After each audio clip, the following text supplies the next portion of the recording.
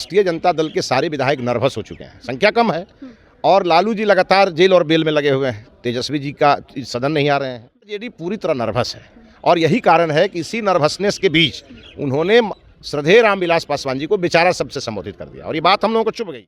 देश के संविधान ने सर्वोच्च सम्मान दिया हो, जिन्हें भारत की सरकार आदरणीय मोदी जी ने सर्वोच्च सम्मान दिया हो, वो बेचारा नहीं हो सकता, वो देश का सितारा हो। राष्ट्रीय जनता दल में होड़ लगी है दो लोगों में। पहले एक भाई वीरेंद्र थे तो वो अपना कैटेगरी अलग बना लिए हैं, तो कुमार सर्वजीत और आलोक मेहता दोनों में होड़ लगी है कि कौन नेता प्रतिपक्ष बन जाए। नमस्कार, आप देख रहे हैं रब्जी लाइव न्यूज़ और आपके साथ मैं हूं निधि सिंह। बिहार विधानमंडल सत्र चल रहा है और इस बीच स्वर्गीय रामविलास पासवान को एक शब्द कहा गया था विपक्ष के द्वारा, जिसको लेकर के पूरे हंगामे चल रहे हैं। ऐसे में हमारे साथ आज बातचीत करने के लिए मिथिलेश तिवारी जी मौजूद है। सर, कैसे देख रहे हैं इस हंगामे को आप? देखिए, ये हंगामा स्वाभाविक है, इसलिए कि राष्ट्रीय जनता दल के सारे विधायक नर्वस हो चुके हैं, संख्या कम है और लालू जी लगातार जेल और बेल में लगे हुए हैं। तेजस्वी जी का सदन नहीं आ रहे हैं, 3 कारणों से नहीं आ रहे हैं।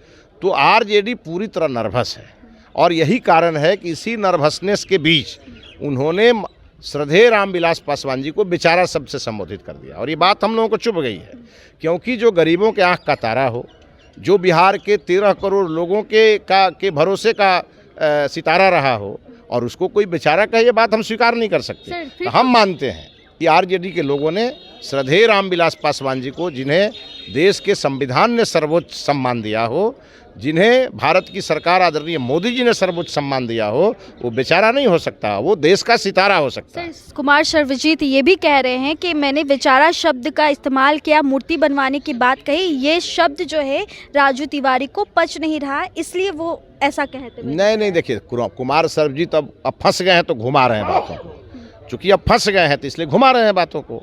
और राष्ट्रीय जनता दल में होड़ लगी है दो लोगों में। पहले एक भाई वीरेंद्र थे तो वो अपना कैटेगरी अलग बना लिए हैं, तो कुमार सर्वजीत और आलोक मेहता दोनों में होड़ लगी है कि कौन नेता प्रतिपक्ष बन जाए। तो इस मामले में ये लोग अनाप शनाप बोल रहे हैं और आरजेडी में शायद इसी की गिनती होती है जिसके कारण लोगों का प्रमोशन होता है।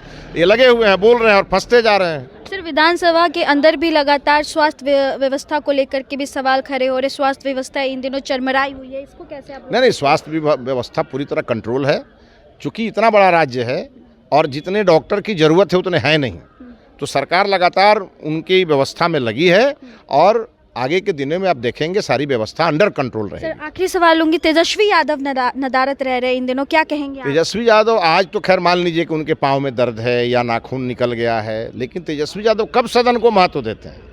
वो तो इसी शोक में है कि सरकार हमारी नहीं आई। वो 18 तारीख को ओथ लेने जा रहे थे और बिहार में ओथ हो गया माननीय नीतीश जी का।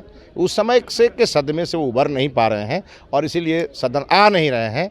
बहरहाल आए भी तो क्या मुँह लेके आए बेचारे, सरकार है नहीं और विपक्ष में भी बहुत छोटी संख्या है और वो जब एक बार जब सत्ता पक्ष के विधायकों का चेहरा देखते हैं तो उन्हें घबराहट हो जाती है। चलिए देखिए, एक बार सत्ता पक्ष के विधायकों का चेहरा देख लेते हैं तो उन्हें एक घबराहट हो जाती है। फिलहाल इस रिपोर्ट में इतना ही, बहुत बहुत धन्यवाद।